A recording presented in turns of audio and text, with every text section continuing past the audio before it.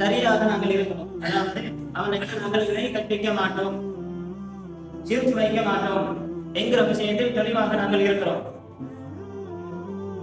ஆனால் இன்னொரு சைடை எடுத்து பார்க்கும் போது, அதாவது உள்ளத்தில் படியக்கூடிய அசிங்கம், உள்ளத்தை மாசுபடுத்தக்கூடியது இரண்டு விஷயங்கள். ஒன்று, எங்களுக்கும் எங்களுடைய ரப்புக்கும் இடையில் உள்ளது.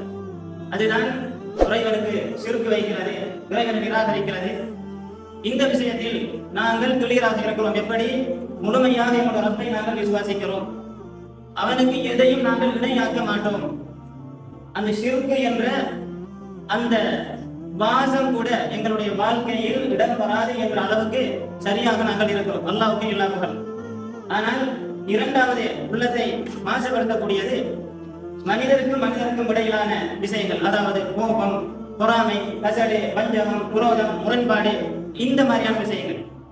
இந்த விஷயத்தை பொறுத்தவரையில் எங்கள் ஒவ்வொருத்தருடைய உள்ளத்தையும் தொட்டு நாங்களே எங்களுடைய உள்ளம் எப்படி இருக்கிறது என்று கேள்வி கேட்டால், இந்த விஷயத்தில் ஒரு மிகப்பெரிய ஒரு கேள்வி அடையாளத்தை தான் என்ன செய்யும் எங்களுக்கு விட்டு வைக்கும். அதில் எங்களுடைய உள்ளம் கிளியர் இல்லை. அருமை தூதர் நபிகள் நாயகம் ஸல்லல்லாஹு அலைஹி வஸல்லம் அவர்கள் ஒரு செய்தியை சொன்னார்கள்.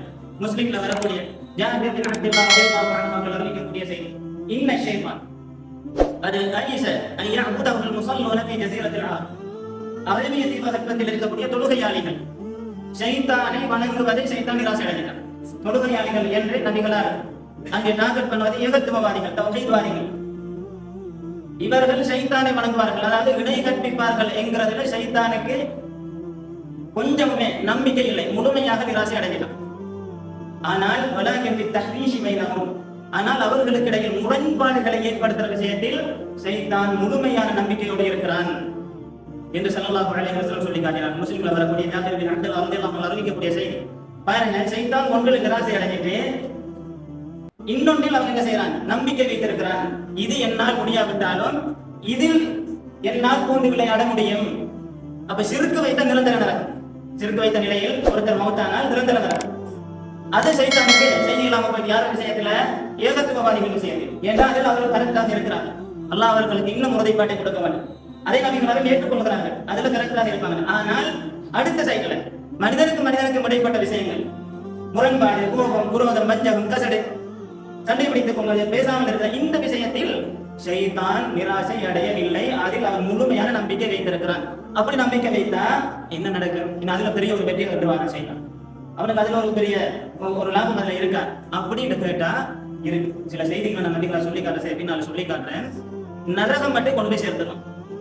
முரண்பாட்டை ஏற்படுத்தினா, இந்த கோபம், குரோதம், வஞ்சகம் இதுகளை ஏற்படுத்தினா நரகம் மட்டும் நிரந்தரம் இல்லாமல் நரகத்துல கொண்டு போற வேலையை என்ன செஞ்சிருவான் செய்தான். ஒரு மனிதனை பொறுத்தவரையில ஒரு மனிதனோட சம்பந்தப்பட்ட மூணு முக்கியமான விஷயம்: அவருடைய மானம், அவருடைய பொருள், அவருடைய உயிர். இந்த மூன்றுலையும் என்ன செய்வான்? இந்த முரண்பாட்டை ஏற்படுத்தி சைத்தான் பூந்து விளையாடிடும். நான் பின்னால் உங்களுக்கு சில செய்திகளை சொல்லி காட்டுறேன் பாருங்க. அப்படி பயங்கரமான ஒன்றுதான். இந்த ஒன்றை நிராசை அடைஞ்சிட்டு அதுக்கு பிரகாரமாக என்ன செய்யறான்? இன்னொன்றுல அவன் நம்பிக்கை வச்சுட்டு இருக்கிறான். அப்ப பயங்கரமான ஒன்று. அதுதான் மக்களுக்கு மத்தியில் முரண்பாட்டை ஏற்படுத்தி, அதாவது ஏகத்துவவாதிகளுக்கு மத்தியில் முரண்பாட்டை ஏற்படுத்தி கோபம், குரோதம், வஞ்சகம், கசடு, பொறாமை இதெல்லாம் வந்தா ஒரு மனிதன மானத்துல கை வைக்க வேண்டி வரும், ஒரு மனிதனோட பொருளை கை வைக்க வேண்டி வரும், ஒரு மனிதனோட உயிரில கை வைக்க வேண்டி வரும். இதெல்லாம் நடக்கும் என்றால் அடுத்த நரகம் தான்.